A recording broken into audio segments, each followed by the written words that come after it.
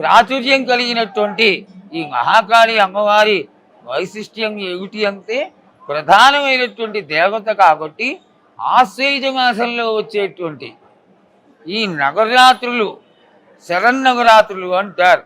ఈ శరన్నవరాత్రులు మహాకాళి మహాలక్ష్మి మహాసరస్వతి స్వరూపిణి అయినటువంటి జగన్మాతకి చాలా విశేషమైనవి.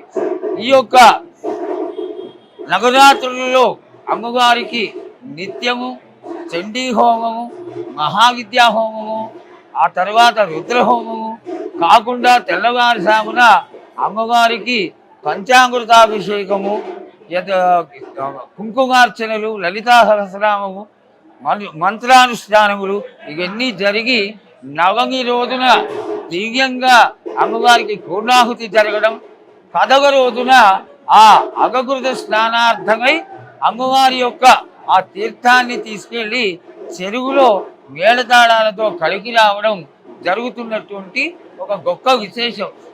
అన్ని దేవాలయాల్లో లాగే చాలా విశేషమైనటువంటి చాలా అద్భుతమైనటువంటి పూజాక్రియలన్నీ కూడా ఈ మహాకాళీ దేవస్థానంలో గ్రామ దేవతగా ప్రధాన దేవతగా అన్ని పూజలు అందుకుంటున్నటువంటి జగన్మాత మహాకాళి మహాసరస్వతి మహాకాళి మహాలక్ష్మి మహాసరస్వతి స్వరూపిణి జగన్మాత త్రిపుర సుందరిగా కూడా పూజింపబడుతూ ఉంటుంది.